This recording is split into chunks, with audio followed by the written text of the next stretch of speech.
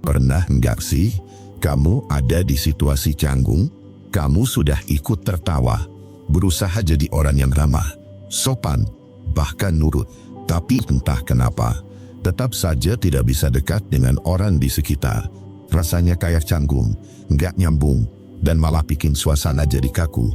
Situasi ini umum terjadi, apalagi ketika kita berhadapan dengan orang asing. Padahal, dalam 5 menit pertama pertemuan, orang lain sudah membentuk kesan tentang dirimu. Dan sayangnya, kesan pertama itu seringkali menentukan segalanya.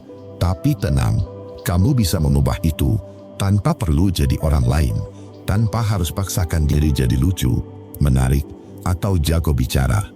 Di video ini, aku akan bahas 10 taktik psikologi agar disukai dalam 5 menit pertama, yang bisa langsung kamu terapkan dalam kehidupan sehari-hari. Dan hasilnya, orang akan merasa nyaman, dekat, dan senang berada di dekatmu, tanpa kamu harus banyak usaha. 1. Gunakan senyum yang tulus. Senyum adalah hal pertama yang dilihat orang saat mereka bertemu denganmu. Dalam 5 menit pertama, sebelum kamu sempat bicara banyak, sebelum mereka tahu siapa kamu, seringkali senyummu sudah lebih dulu memberi kesan. Dan yang paling menarik, otak manusia bisa membedakan mana senyum yang tulus dan mana yang dibuat-buat. Senyum yang benar-benar muncul dari niat baik akan terasa berbeda. Mata ikut menyipit sedikit, otot wajah tampak rileks, dan ada kehangatan yang memancar. Inilah yang membuat orang merasa nyaman. Senyum yang tulus membuatmu terlihat ramah, terbuka, dan bisa dipercaya. Sebaliknya, senyum palsu malah bisa terasa mengganggu. Orang akan merasa kamu sedang menyembunyikan sesuatu atau tidak sepenuh hati hadir di situ. Banyak orang berpikir, untuk disukai, mereka harus bicara dengan hebat, tampil percaya diri, atau terlihat menarik. Tapi seringkali, hal sederhana seperti senyum jujur lebih berpengaruh daripada semua itu. Senyum bisa mencairkan ketegangan. Senyum bisa membuat orang merasa dihargai. Senyum bisa menurunkan jarak yang biasanya muncul di pertemuan awal. Pernahkah kamu bertemu seseorang yang hanya diam, tapi senyumnya hangat? Tanpa sadar, kamu merasa lebih nyaman. Kamu jadi ingin mengenalnya. Padahal, dia belum bicara banyak. Itulah kekuatan dari senyum yang tulus. Dan ini bukan hanya soal kesan pertama. Senyum juga bisa memengaruhi suasana hati orang lain. Saat kamu tersenyum dengan tulus, orang yang melihatmu cenderung ikut merasa senang. Itu karena tubuh manusia merespons ekspresi wajah secara otomatis. Kita lebih terbuka pada orang yang wajahnya bersahabat. Namun, penting juga untuk tahu satu hal. Senyum yang dipaksakan tidak akan memberikan efek yang sama. Jika kamu tersenyum hanya untuk terlihat baik, tapi hatimu tidak hadir di situ, maka ekspresi itu akan terasa kosong, dan orang bisa merasakannya. Karena itu, sebelum kamu bertemu dengan orang lain, coba tenangkan dulu pikiranmu, bersihkan dulu niatmu. Datanglah bukan untuk pamer, bukan untuk cari perhatian, tapi untuk benar-benar hadir. Ketika kamu hadir dengan sepenuh hati, senyummu akan muncul sendiri. Bukan karena kamu sedang ingin tampil baik, tapi karena kamu ingin menyambut orang lain dengan niat yang bersih.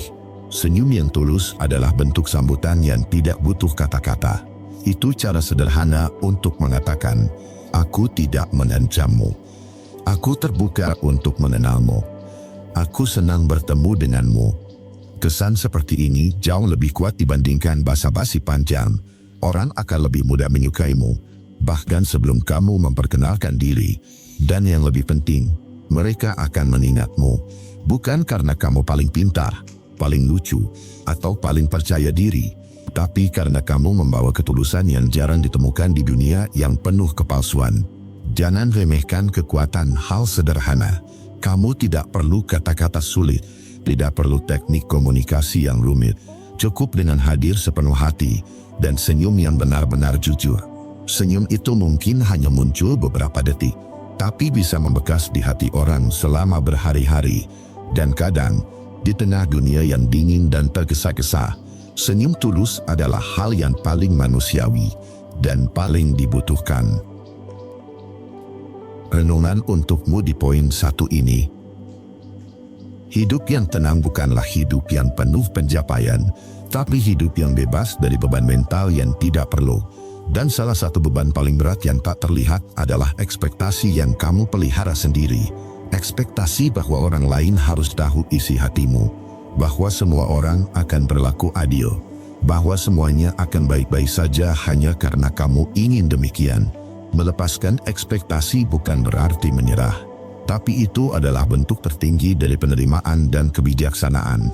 Kamu tetap berjalan, tetap berusaha, tetap mencintai, tapi kamu tidak lagi menjadikan hasil sebagai satu-satunya ukuran bahagia. Ingat, semakin kamu ingin mengendalikan segalanya, semakin kamu akan menderita oleh hal-hal yang tidak bisa kamu kontrol. Jadi, mulai hari ini, coba lepaskan satu demi satu ekspektasi yang tidak realistis, dan lihat bagaimana hidupmu terasa lebih ringan, lebih tenang, dan jauh lebih jujur. 2. Tiru bahasa tubuh mereka secara halus. Manusia adalah makhluk yang sangat peka terhadap gerakan. Bahkan sebelum kita memahami kata-kata, tubuh kita sudah bisa menangkap sinyal dari ekspresi, gerak tangan, cara duduk, hingga nada suara orang lain. Itulah sebabnya, saat kamu bertemu seseorang untuk pertama kali, bukan hanya kata-katamu yang dinilai, tapi juga cara kamu berdiri, cara kamu duduk, gerak tanganmu, ekspresi wajahmu, dan intonasi suaramu. Orang tidak hanya mendengarkan, mereka mengamati, dan tanpa sadar, mereka membandingkan cara kamu bergerak dengan cara mereka sendiri. Disinilah letak kekuatan dari meniru bahasa tubuh secara halus. Meniru bukan dalam arti mengejek atau berlebihan, tapi menyesuaikan gerakan tubuhmu dengan cara orang lain berkomunikasi.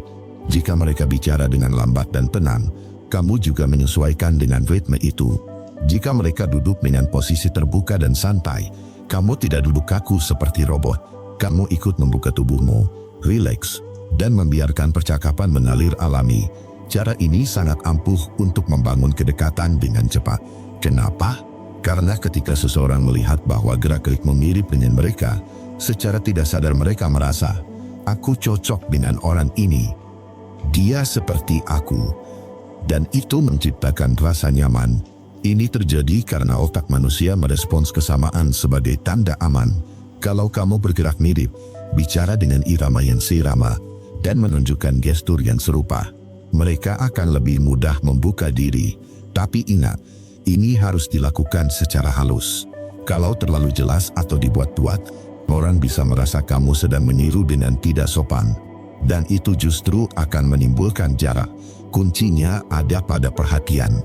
Lihat dan dengarkan baik-baik bagaimana orang lain menempatkan dirinya.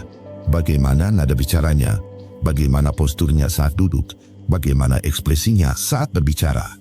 Lalu, sesuaikan sedikit demi sedikit. Jangan langsung menyalin semua gerakan. Cukup ambil iramanya.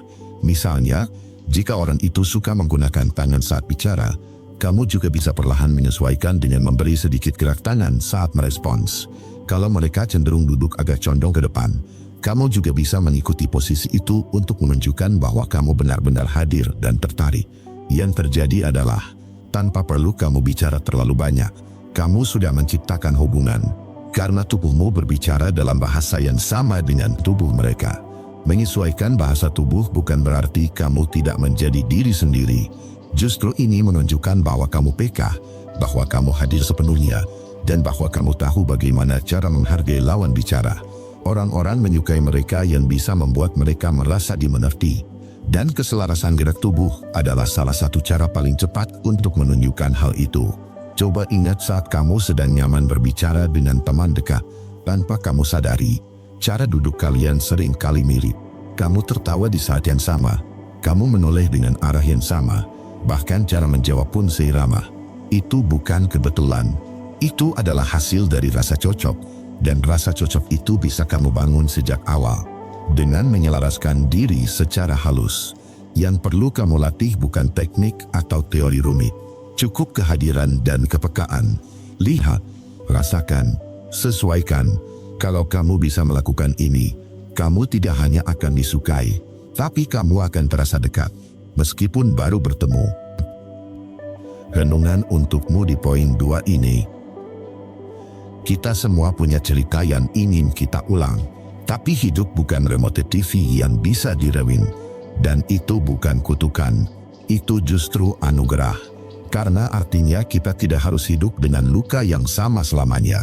Kita bisa memilih untuk tetap menyesali, atau untuk memperbaiki, untuk terus menghukum diri, atau untuk memberi ruang bagi diri sendiri untuk tumbuh.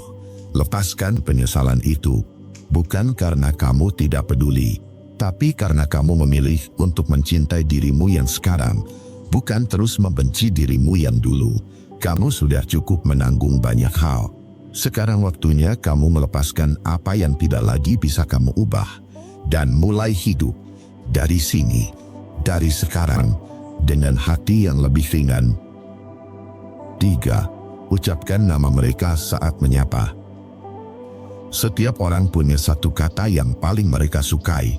Kata itu bukan pujian, bukan gelar, bukan nasihat. Kata itu adalah nama mereka sendiri. Menyebut nama seseorang saat menyapa mungkin terdengar sepele, tapi justru di sanalah letak kekuatannya. Karena nama bukan sekadar rangkaian huruf. Nama adalah identitas. Nama membawa rasa dihargai. Dan saat kamu menyapa seseorang dengan menyebut namanya, itu menunjukkan bahwa kamu mengakui keberadaannya. Bandingkan dua sapaan ini. Hai dengan hai Rina. Sapaan kedua terasa jauh lebih hangat, lebih pribadi, dan terasa lebih menyentuh. Kenapa? Karena kamu tidak sedang menyapa orang secara umum. Kamu menyapa dirinya. Bukan hanya posisinya, bukan hanya kehadirannya, tapi siapa dia sebagai pribadi. Itulah sebabnya, menyebut nama seseorang bisa menciptakan kedekatan lebih cepat. Kamu tidak terlihat seperti orang asing. Kamu terlihat seperti seseorang yang benar-benar peduli. Dan yang menarik, menyebut nama juga bisa membuat orang lebih terbuka. Mereka merasa aman, merasa dilihat, merasa dianggap penting. Rasa itu membuat mereka lebih mudah tersenyum, lebih siap menerima, dan lebih ingin terhubung denganmu. Ini bukan soal teknik, ini soal rasa. Kamu bisa menyebut nama orang berkali-kali, tapi kalau tidak dari hati, tetap terasa hambar. Tapi jika kamu menyapa dengan sungguh-sungguh, hanya sekalipun cukup untuk membuat kesan yang dalam. Coba ingat saat kamu sedang berada di tempat yang baru, lalu tiba-tiba seseorang menyapamu dengan menyebut namamu. Apa yang kamu rasakan? Mungkin kamu tersenyum, mungkin kamu merasa dihormati, atau paling tidak, kamu merasa lebih nyaman. Itulah yang terjadi saat kamu melakukan hal yang sama ke orang lain. Satu sapaan yang menyebut nama bisa menjadi pembuka percakapan yang lebih akrab. Tapi tentu, ada satu syarat penting. Kamu harus ingat nama mereka. Ini yang sering jadi kendala. Banyak orang bertemu dengan seseorang, berkenalan, tapi beberapa menit kemudian sudah lupa namanya. Kenapa? Karena saat perkenalan terjadi, mereka tidak benar-benar mendengarkan. Mereka hanya lewatkan begitu saja. Kalau kamu ingin disukai, jangan lakukan itu. Saat seseorang menyebut namanya, dengarkan baik-baik, ulangi dalam pikiranmu. Kalau perlu, ucapkan ulang sesaat setelah mereka memperkenalkan diri. Misalnya, salam kenal, saya Wira. Kamu bisa jawab, salam kenal juga, Wira. Dengan begitu, kamu bukan hanya memberi respon sopan, tapi juga memperkuat ingatanmu tentang namanya. Dan saat kalian berpisah atau bertemu kembali, kamu punya kesempatan untuk menyebut nama itu lagi. Hati-hati ya, Wira. Atau, senang ketemu lagi sama kamu, Wira. Kalimat sederhana seperti itu bisa membuat orang merasa penting. Dan semua orang, tanpa terkecuali, ingin merasa penting. Menyebut nama bukan berarti kamu sedang menjilat atau mencari perhatian. Justru sebaliknya, kamu sedang menunjukkan rasa hormat. Kamu sedang menunjukkan bahwa kamu hadir secara utuh dalam interaksi itu. Kadang, hal paling kuat bukan berasal dari usaha yang besar, tapi dari perhatian kecil yang tulus. Dan menyebut nama seseorang adalah salah satunya. Renungan untukmu di poin 3 ini. Masa depan itu bukan musuh. Dia bukan sesuatu yang harus kamu kalahkan. Dia hanya belum terjadi, dan kamu tidak bisa mengendalikannya. Tapi kamu bisa menyiapkan dirimu. Ingat, Rasa takut itu bukan untuk dihindari, tapi untuk dipahami. Kamu takut bukan karena kamu lemah, tapi karena kamu manusia. Tapi kamu juga bisa memilih untuk tidak dikuasai oleh rasa takut itu. Kamu tidak perlu tahu segalanya untuk bisa tenang. Kamu hanya perlu tahu satu hal. Selama kamu melakukan yang terbaik hari ini, maka apapun yang datang besok akan kamu hadapi dengan kekuatan yang cukup. Jadi lepaskan ketakutan itu.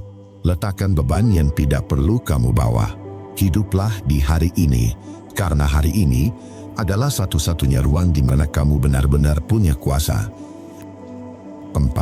Berikan pujian spesifik, bukan umum. Setiap orang senang dipuji, tapi tidak semua pujian terasa sama. Ada pujian yang membuat orang tersenyum lebar, dan ada pula pujian yang sekadar lewat, tidak meninggalkan kesan apapun.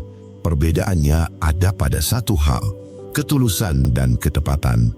Kebanyakan orang memberi pujian secara umum. Misalnya, kamu keren, atau kamu hebat banget. Terdengar positif, memang, tapi terlalu luas, terlalu biasa, dan seringkali tidak terasa tulus. Coba bandingkan dengan pujian seperti ini. Aku suka cara kamu menenangkan temanmu tadi. Kamu sabar banget dan tetap tenang saat suasana mulai panas. Atau, tulisan kamu yang tentang kehilangan itu, bagian akhirnya bikin aku mikir lama, dalam dan jujur banget. Pujian seperti itu lebih kuat, lebih berkesan, karena terasa spesifik dan tulus. Saat kamu memberi pujian yang jelas dan terarah, itu menunjukkan bahwa kamu benar-benar memperhatikan. Kamu tidak asal bicara, kamu menyimak, dan kamu melihat detail yang seringkali luput dari orang lain.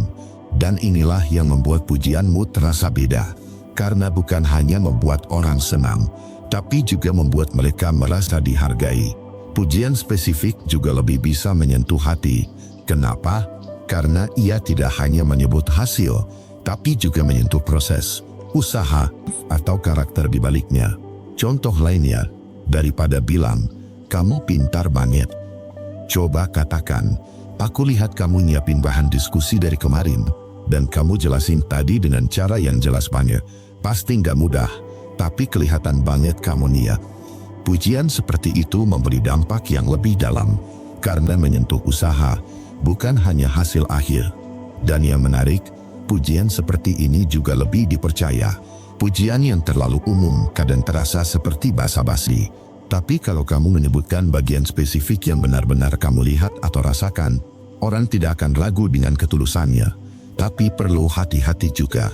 Memberi pujian bukan soal membanjiri orang dengan kata-kata manis. Terlalu sering memuji, apalagi jika tidak pada tempatnya, bisa terasa tidak tulus. Yang paling penting adalah, perhatikan dulu, baru puji. Kalau kamu benar-benar menyimak orang lain, kamu pasti akan menemukan hal-hal kecil yang layak diapresiasi. Entah itu cara dia menata rambutnya dengan rapi, cara dia bersikap sopan di tengah tekanan, atau cara dia menanggapi masalah dengan tenang. Hal-hal kecil itu sering tidak disadari oleh pemiliknya, tapi saat kamu menyebutnya, mereka akan merasa, aku ternyata dilihat.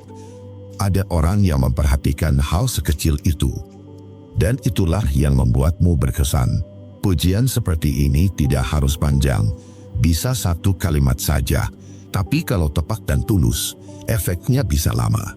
Bahkan bisa menguatkan seseorang di saat dia sedang lelah dan ragu dengan dirinya sendiri. Pujian yang baik bukan sekadar membuat orang senang, tapi juga membuat mereka merasa dihargai sebagai manusia. Dan itu adalah bentuk hubungan yang lebih dalam daripada sekadar basa-basi. Renungan untukmu di poin 4 ini. Kamu tidak bisa menyenangkan semua orang, dan semakin cepat kamu menerima itu, semakin cepat kamu bisa hidup dengan lebih ringan.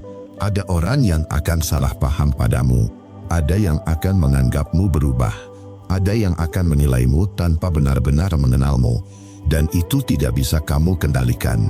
Yang bisa kamu kendalikan adalah, apakah kamu tetap setia pada nilai-nilai hidupmu? Apakah kamu jujur pada dirimu sendiri? Apakah kamu merawat kesehatan mentalmu dengan membatasi hal-hal yang menyedot energimu? Kebaikan itu penting, tapi kebaikan yang dipaksakan demi diterima bukanlah kebaikan. Itu penyangkalan diri. Jadi mulai sekarang, belajarlah berkata tidak. Belajarlah mengecewakan orang jika itu memang perlu. Belajarlah berdiri di sisi dirimu sendiri, meski tidak semua orang setuju, karena satu-satunya orang yang akan selalu bersamamu sampai akhir adalah dirimu sendiri, dan dia layak untuk didengar, untuk dijaga, untuk diprioritaskan. 5. Tunjukkan minat tulus saat mereka bicara. Salah satu kebutuhan dasar setiap manusia adalah merasa didengarkan. Bukan sekadar didengar, tapi didengarkan. Ada perbedaan besar antara orang yang diam saat kamu bicara dan orang yang benar-benar hadir dalam percakapan itu. Dan percaya atau tidak, kamu bisa disukai hanya karena satu hal ini: kamu benar-benar mau mendengarkan. Saat kamu menunjukkan minat yang tulus pada apa yang orang lain katakan, kamu memberi mereka ruang untuk merasa penting. Kamu memberi mereka rasa dihargai.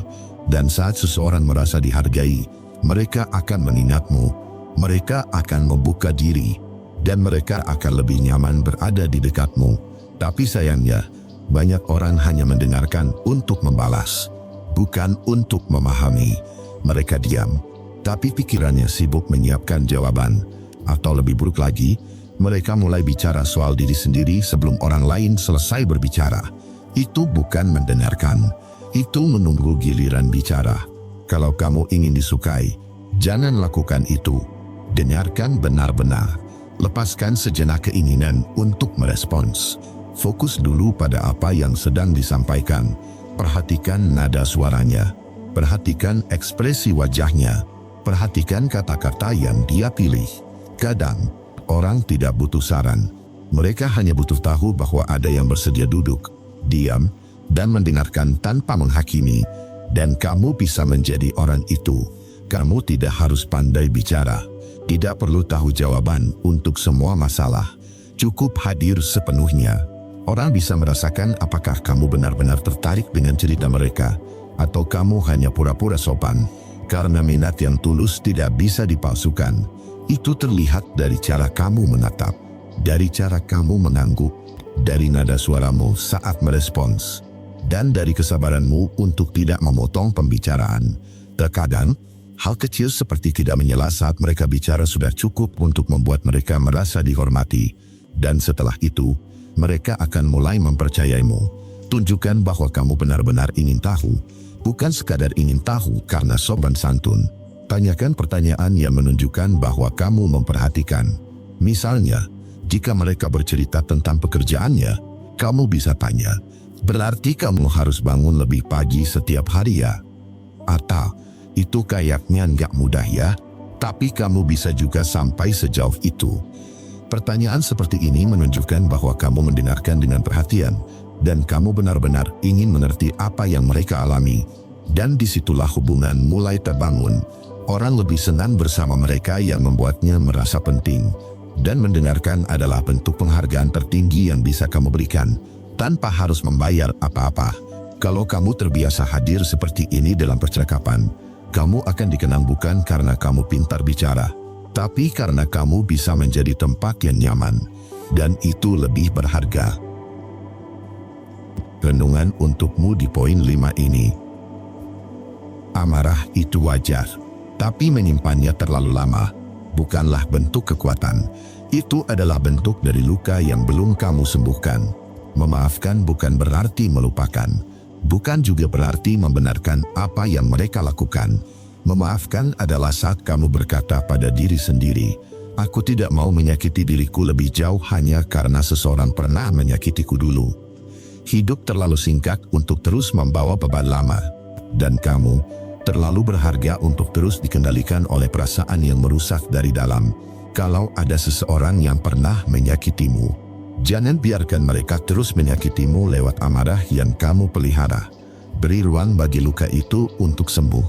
Tidak harus hari ini, tidak harus pura-pura, tapi perlahan, satu demi satu, karena kamu berhak hidup dengan hati yang damai, bukan hati yang terus terbakar karena kenangan lama. 6. Gunakan efek Benjamin Franklin. Banyak orang berpikir, kalau ingin disukai, kita harus memberi bantuan kepada orang lain. Tapi ada cara lain yang justru lebih kuat dan tidak banyak diketahui orang. Bukan dengan memberi, tapi dengan meminta bantuan kecil. Ini disebut dengan efek yang dulu pernah dijelaskan oleh seorang tokoh terkenal. Ia menemukan bahwa ketika kamu meminta tolong kepada seseorang dan mereka bersedia membantumu, secara tidak sadar, mereka justru jadi lebih menyukaimu. Kenapa bisa begitu? Karena ketika seseorang membantu kita, mereka mulai membentuk cerita dalam pikirannya. Aku membantu orang ini, berarti aku suka dia. Atau, kalau aku mau membantu, berarti dia bukan orang yang buruk. Perasaan itu tumbuh perlahan. Tanpa mereka sadari, mereka mulai merasa dekat denganmu, bukan karena kamu memberi sesuatu, tapi karena kamu membuat mereka merasa berarti. Meminta bantuan kecil membuat orang merasa berguna. Mereka merasa kamu mempercayai mereka. Mereka merasa kamu menghargai kemampuannya. Dan itu membuka pintu untuk hubungan yang lebih hangat. Tentu, bantuan yang kamu minta tidak boleh berat atau merepotkan. Bukan hal besar yang membuat orang terpaksa, tapi cukup hal kecil. Seperti, maaf, kamu tahu arah ke sini enggak? Atau, boleh pinjam pulpen sebentar? Atau dalam situasi yang lebih akrab, kamu bisa bantu cek tulisan ini enggak? Aku pengen tahu pendapatmu. Atau, ada rekomendasi film yang kamu suka? Aku lagi nyari tontonan bagus. Permintaan sederhana seperti itu bisa menciptakan ruang untuk terhubung, karena kamu sedang mengatakan, aku percaya kamu bisa bantu. Aku menghargai pendapatmu. Dan itu membuat orang merasa dilibatkan.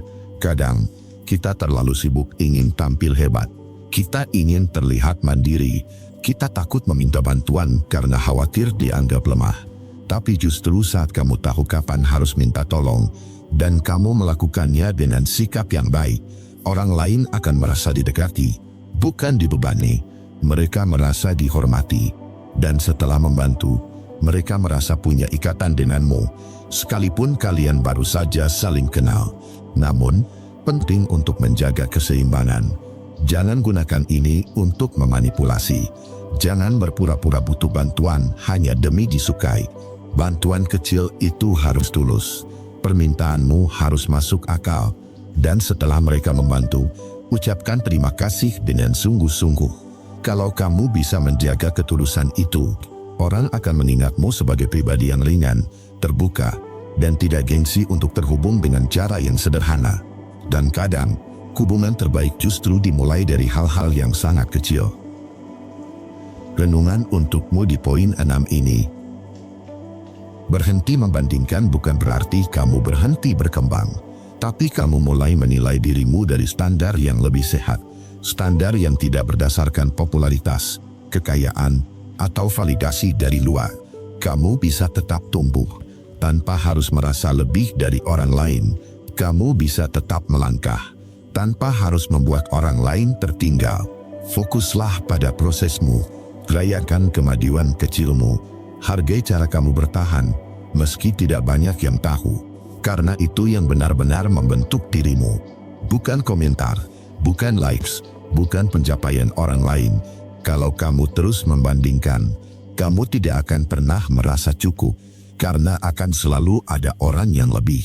Tapi kalau kamu belajar menghargai prosesmu sendiri, kamu akan menemukan bahwa selama ini, kamu sudah jauh lebih baik dari dirimu yang dulu. Dan itu sudah cukup. 7. Tampilkan kerentanan kecil di awal. Saat kita bertemu orang baru, biasanya kita ingin terlihat baik.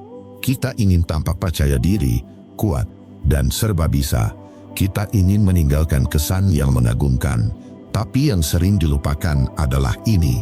Orang tidak selalu terhubung lewat kekuatanmu. Seringkali, mereka justru merasa dekat karena melihat kelemahan kecilmu. Itulah yang disebut dengan kerentanan. Bukan kelemahan besar, bukan masalah yang berat, tapi hal-hal kecil yang menunjukkan bahwa kamu juga manusia. Kamu juga bisa gugup. Kamu juga pernah salah.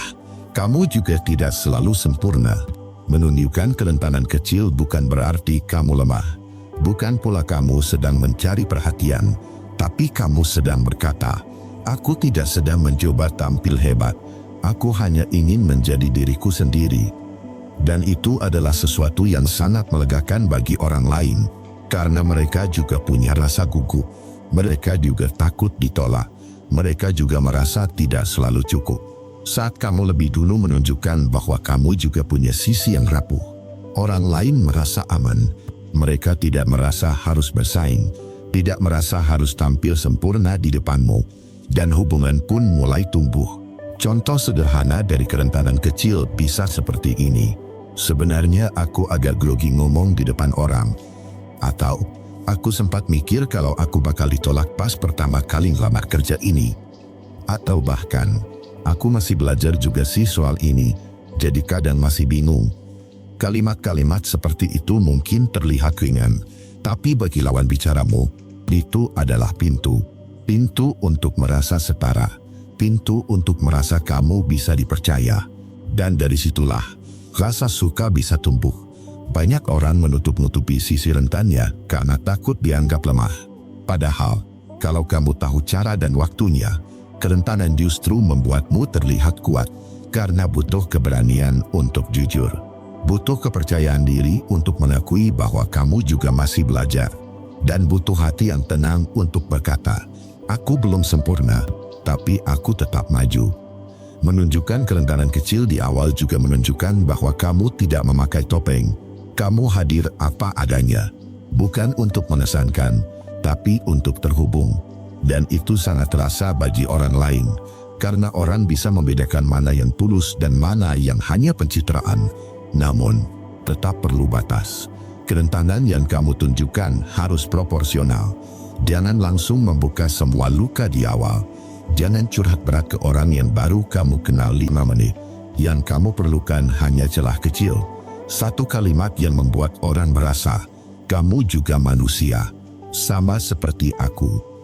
Dari celah itu, percakapan bisa tumbuh lebih jujur. Orang akan lebih mudah terbuka. Dan hubungan yang terbangun pun terasa lebih dalam. Renungan untukmu di poin 7 ini. Kamu tidak harus menjadi versi yang sempurna untuk diterima, karena kamu tidak butuh semua orang mencintaimu. Kamu hanya butuh cukup keberanian untuk mencintai dirimu sendiri. Dalam versi yang paling jujur, kamu tidak harus menutupi kekuranganmu, tidak harus selalu terlihat kuat, tidak harus selalu benar. Karena keaslianmu adalah nilai yang jauh lebih tinggi daripada semua pengakuan yang lahir dari kebohongan kecil yang kamu bangun. Dan percayalah, orang-orang yang benar-benar tulus akan tetap tinggal. Bahkan ketika kamu menunjukkan sisi paling rapuh dari dirimu. Jadi lepaslah topeng itu. Lepaskan tekanan untuk terus jadi baik di mata mereka. Karena kamu bukan hidup untuk panggung.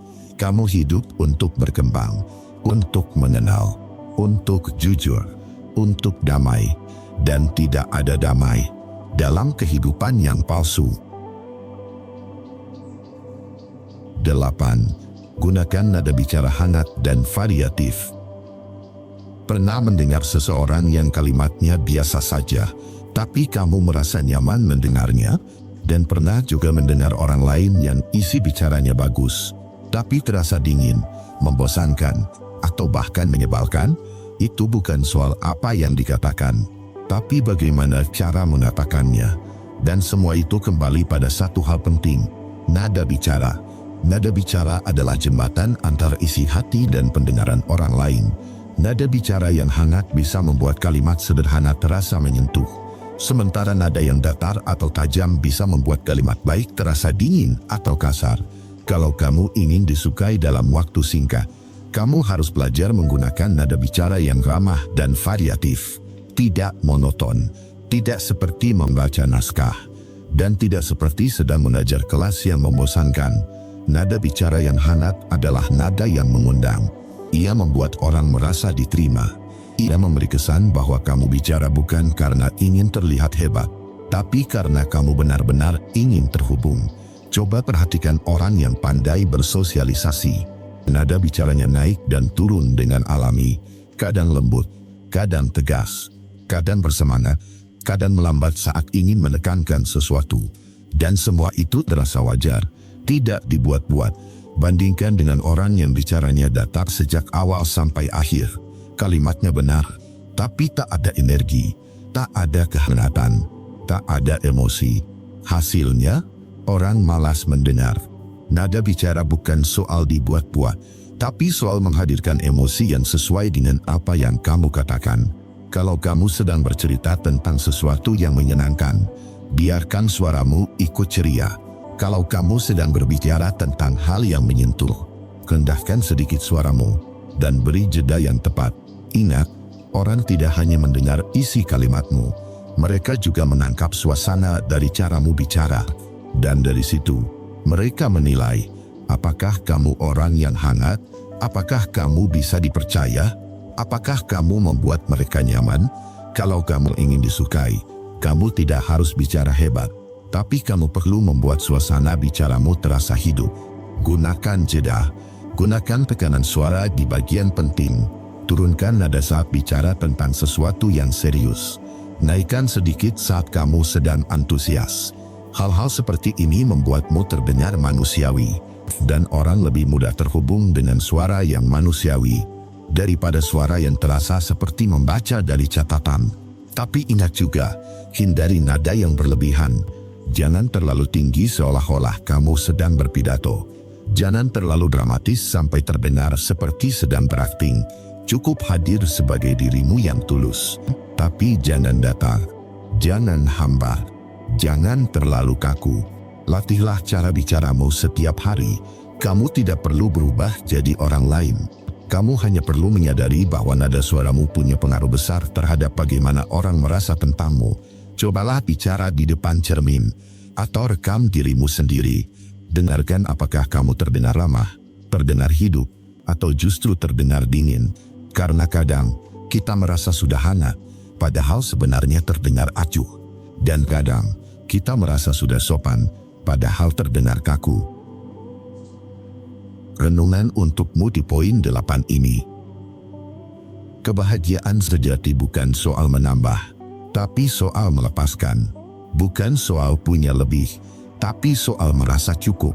Kamu tidak akan pernah bisa mengejar semua hal yang diinginkan, karena dunia ini selalu punya sesuatu yang lebih dari apa yang kamu miliki sekarang.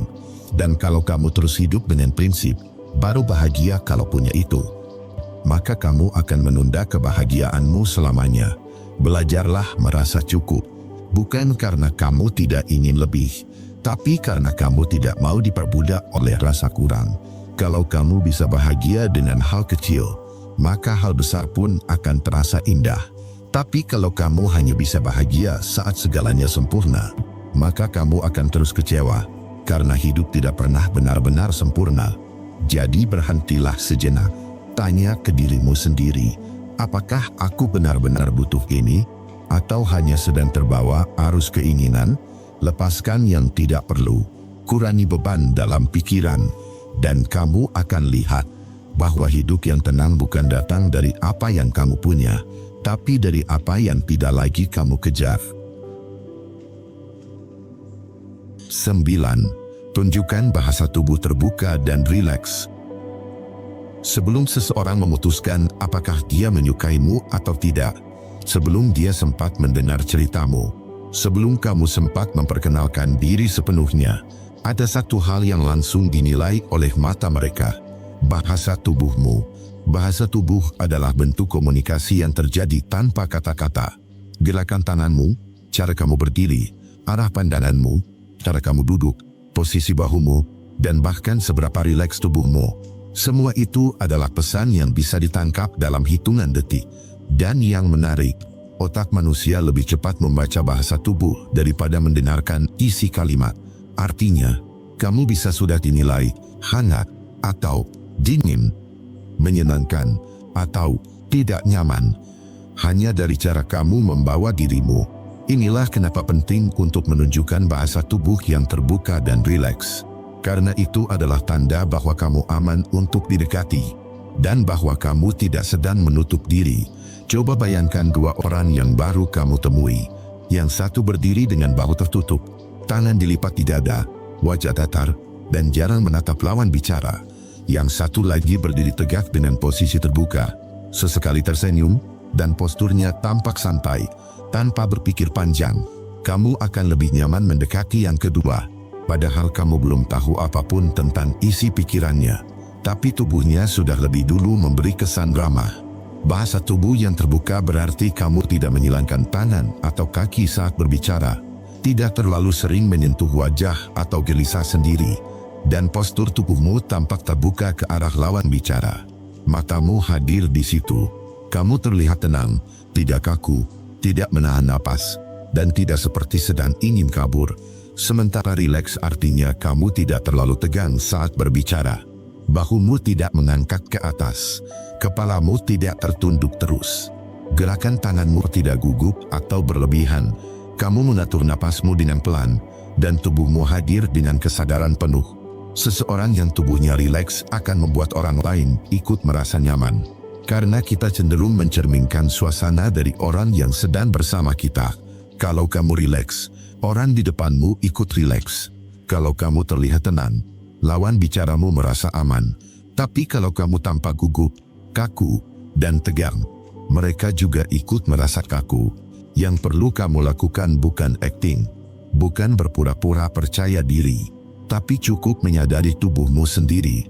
Saat kamu bicara, sadari posisi tanganmu, sadari ekspresi wajahmu, sadari posisi bahumu dan arah tubuhmu, dan biarkan tubuhmu menyampaikan pesan bahwa kamu terbuka. Sesekali anggukan kepala saat orang lain bicara. Berikan senyuman kecil saat kamu mendengar sesuatu yang menyenangkan. Tunjukkan bahwa kamu hadir, bukan hanya dengan telinga, tapi dengan seluruh tubuhmu. Dan satu hal penting, jangan terlalu banyak memainkan gawai saat berbicara dengan orang lain. Itu adalah bentuk bahasa tubuh tertutup yang paling umum di zaman sekarang. Kalau kamu sibuk melihat layar, tubuhmu sedang berkata, "Aku tidak benar-benar tertarik denganmu." Dan itu bisa merusak kesan. Bahkan sebelum percakapan benar-benar dimulai, mulailah latih tubuhmu untuk hadir sepenuhnya. Latih postur tubuhmu saat duduk bersama orang lain. Bukan seperti sedang diinterogasi, tapi seperti sedang berbincang dengan orang yang kamu hormati. Karena setiap gerak kecil yang kamu tampilkan, meninggalkan kesan yang lebih dalam dari apapun yang kamu katakan. Renungan untukmu di poin 9 ini. Persetujuan itu seperti bayangan. Kamu kejar, dia menjauh. Tapi saat kamu berjalan dengan tegap, dia akan mengikuti. Jangan hidup untuk menyenangkan semua orang. Karena bahkan orang paling baik, paling bijak, paling jujur di dunia ini pun tetap akan dikritik. Jangan ukur nilai dirimu dari berapa banyak orang yang setuju. Karena persetujuan itu bisa dibeli, bisa dimanipulasi, bisa dibentuk dari ilusi. Nilai dirimu dari kejujuranmu, dari integritasmu, dari caramu tetap berdiri saat banyak yang meragukanmu, dari caramu menjaga hati meski banyak suara di luar yang ingin menjatuhkanmu. Belajarlah untuk berkata, "Aku tidak butuh semua orang setuju untuk tahu bahwa yang kulakukan benar. Aku tidak harus disukai semua orang untuk tahu bahwa aku layak. Aku tidak harus diakui untuk merasa utuh." Kamu tidak hidup untuk jadi kesukaan banyak orang. Kamu hidup untuk jadi versi terbaik dari dirimu sendiri. Dan saat kamu sudah berdamai dengan itu, barulah kamu benar-benar bebas. 10. Akhiri dengan kalimat positif atau kesan personal. Kesan terakhir sama pentingnya dengan kesan pertama. Bahkan kadang, kesan terakhir justru lebih membekas di hati orang. Kita bisa berbicara dengan baik sepanjang percakapan, tapi kalau akhir kata kita dingin, terburu-buru, atau datar, semua yang sebelumnya terasa hangat bisa langsung hilang begitu saja. Sebaliknya, meski obrolan biasa-biasa saja, tapi diakhiri dengan kalimat yang positif dan personal, orang akan pulang dengan hati yang ringan dan mengingatmu sebagai pribadi yang menyenangkan. Inilah kenapa cara kita menutup pembicaraan sangat penting, dan kunci utamanya adalah berikan kalimat penutup yang positif, atau tinggalkan kesan personal yang tulus. Kamu tidak perlu kata-kata indah yang rumit. Cukup kalimat sederhana yang datang dari hati. Contohnya, senang bisa ngobrol sama kamu hari ini. Semoga harimu menyenangkan. Ya, aku belajar sesuatu dari kamu. Terima kasih. Jaga diri baik-baik. Ya. Kalimat-kalimat seperti itu mungkin terdengar ringan, tapi justru karena kesederhanaannya, ia terasa lebih nyata. Ia mengandung perhatian. Ia menunjukkan bahwa kamu bukan hanya hadir untuk bicara, tapi juga menghargai momen yang sudah dibagi. Kalau kamu menutup percakapan dengan tergesa, atau hanya dengan, "Oke, ya udah." Kesannya seperti kamu hanya ingin cepat selesai, tapi saat kamu akhiri dengan kalimat hangat, kamu memberi rasa bernilai kepada orang lain, dan itu bisa menciptakan hubungan yang jauh lebih kuat ke depannya. Lebih baik lagi jika kamu menambahkan sentuhan personal, bukan basa-basi umum, tapi sesuatu yang berkaitan dengan isi percakapan kalian. Misalnya, kalau tadi kalian sempat membahas pekerjaan, kamu bisa akhiri dengan, "Semangat ya, semoga proyekmu lancar." Kalau tadi kalian ngobrol soal keluarga, kamu bisa bilang, "Sampaikan salamku buat anakmu. Ya, senang dengar ceritanya." Sentuhan personal seperti ini menunjukkan bahwa kamu mendengarkan dengan sungguh-sungguh. Kamu tidak hanya hadir untuk bicara, tapi kamu juga memperhatikan. Dan yang menarik, orang cenderung lebih ingat bagaimana kamu membuat mereka merasa, daripada apa isi percakapan kalian. Maka jadikan akhir pertemuan sebagai momen untuk meninggalkan rasa baik. Dalam pertemuan yang singkat pun, kamu bisa membangun kesan yang kuat. Kamu bisa dikenal sebagai orang yang tulus, hangat, dan ringan untuk diajak bicara. Bukan karena kamu pintar, bukan karena kamu banyak tahu, tapi karena kamu meninggalkan perasaan baik sebelum berpisah. Bayangkan, satu kalimat sederhana di akhir bisa membuat seseorang tersenyum saat berjalan pulang. Dan itu mungkin menjadi satu dari sedikit momen hangat dalam harinya. Renungan untukmu di poin 10 ini. Kesendirian itu bukan lubang gelap yang harus kamu hindari, tapi cermin yang akan menunjukkan siapa kamu saat tidak ada yang menonton. Dan kalau kamu bisa berdiri tenang di depan cermin itu, kamu sudah jauh lebih kuat dari apa yang kamu kira. Berhenti mengukur harga dirimu dari seberapa ramai hidupmu. Berhenti mengira bahwa kesepian adalah kutukan. Karena kadang, kesepian adalah ruang yang Tuhan berikan untuk kamu kembali ke dirimu sendiri. Kamu tidak harus selalu punya teman bicara. Kadang, satu percakapan jujur dengan diri sendiri jauh lebih menyembuhkan. Kamu tidak harus selalu jadi bagian dari keramaian. Kadang, satu waktu sunyi cukup untuk mengembalikan fokus dan kekuatanmu. Jadi jangan takut sendiri, karena sendiri bukan berarti kamu lemah. Bukan berarti kamu ditinggalkan. Bukan berarti kamu kalah. Sendiri, kadang justru cara hidup menguatkanmu. Agar saat nanti kamu bersama siapapun, kamu tidak datang dari rasa kurang, tapi dari rasa cukup. Dan dari sana, lahir hubungan yang tidak saling menggantung, tapi saling menopang. Karena kamu tahu bahwa satu-satunya orang yang akan selalu menemani kamu sampai akhir adalah dirimu sendiri. Dan dia layak kamu kenal, layak kamu jaga, dan layak kamu cintai.